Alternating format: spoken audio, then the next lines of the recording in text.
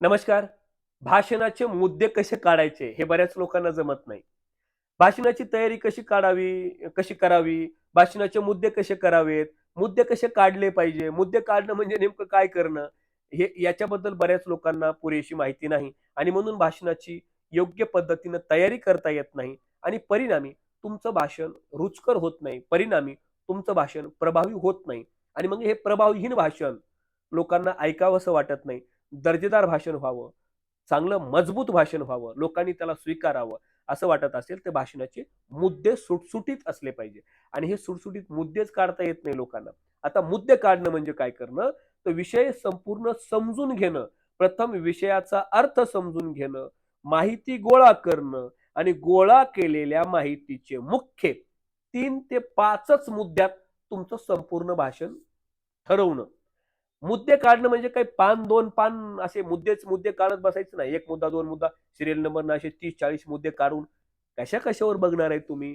मुद्दे नेमके असले पाहिजे. तुम्ही भरपूर मुद्दे काढा. त्यातले निवडकच 3 ते 5 मुद्द्यातच तुमचं भाषण असलं पाहिजे आणि त्या 3 ते 5 मुद्द्याला 3 ते 5 मिनिट दिले पाहिजे. म्हणजे तुमचं भाषण हे 3 ते 5 मिनिटाचं असलं पाहिजे.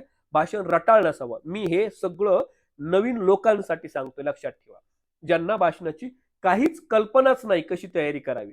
त्यांच्यासाठी हे हे खूप महत्वाचं आहे, की जास्तीचे मुद्दे नसावेत.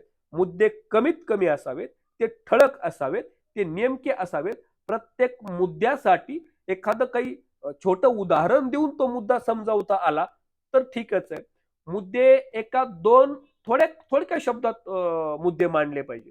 म्हणजे मुद्दा लिहिताना सुद्धा एका शब्दात किंवा फार झालं 2 शब्दात मुद्दा लिहिला पाहिजे. मुद्दा लिहिणं म्हणजे संपूर्ण वाक्य असं 1-1.5 ओळीचा मुद्दा लिहायचा नसतो. नेमक्या एका किंवा 2 शब्दामध्ये तुमचा मुद्दा झाला पाहिजे. म्हणजे लांबलचक वाक्य न लिहिता फक्त कीवर्ड जरी लिहिला तरी तुम्हाला तो पुरेसा आहे.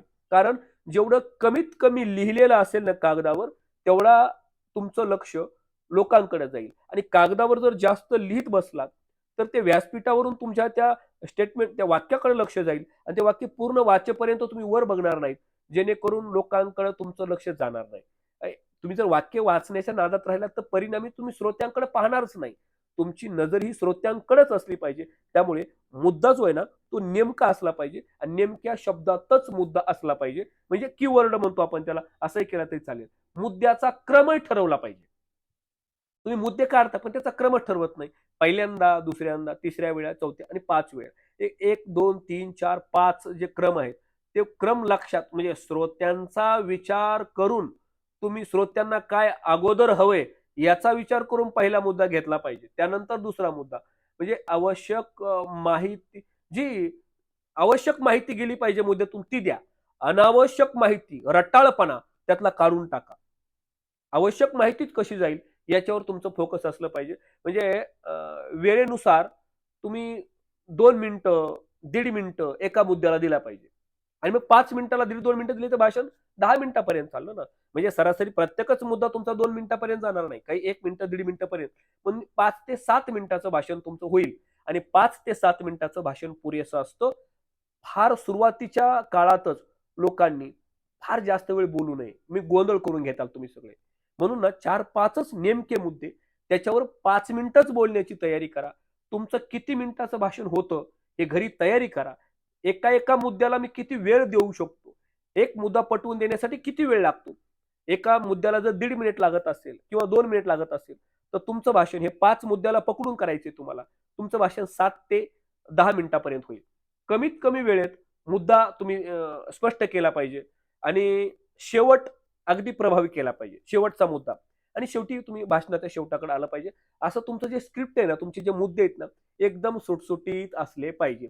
जेवढे मुद्दे सुटसुटीत, कमीत कमी शब्दात असेल, तेवढं तुम्हाला श्रोत्यांकडे लक्ष जाईल तुमचं. कारण मुद्द्याकडे पाहत तुम्ही गुंतून बसणार नाहीत. तुम्ही श्रोत्यांकडे पाहाल आणि परिणामी तुम्ही लोकांशी बोलताय असं वाटेल. मुद्दे फक्त तुम्हाला तात्काळ पाहण्यासाठी आहेत. नंतर तुम्हाला लोकांकडे जास्त पाहायचं आहे. ही एक गोष्ट लक्षात ठेवा. अशा काही लोकांना एवढं माझे व्हिडिओ 2000च्या जवळपास YouTubeला व्हिडिओ आहेत. किती व्हिडिओ ऐका. वेगवेगळ्या विषयावर, वेगवेगळी माहिती देणारे व्हिडिओ आहेत. तरी पण काही लोकांना ते जमत नाही. अशा लोकांसाठी आम्ही भाषण कला प्रशिक्षणाच्या माध्यमातून 3 दिवसाचं ट्रेनिंग देतो. आम्हीच प्रॅक्टिकल करून घेतो. आम्ही तुमच्या दैनंदिन जीवनातल्या सगळ्या विषयाचे छोटे छोटे मुद्दे आम्हीच काढून देतो. तुमच्या आयुष्यात एकही भाषण शिल्लक राहणार नाही.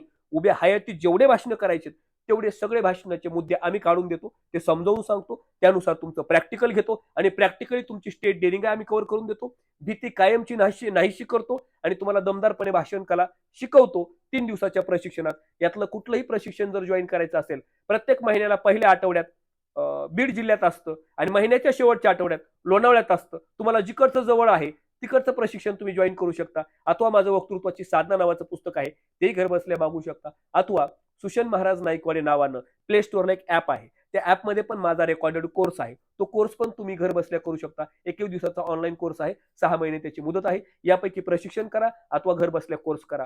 कुठलाही काही करायचं असेल तर दिलेल्या नंबरवर संपर्क साधा.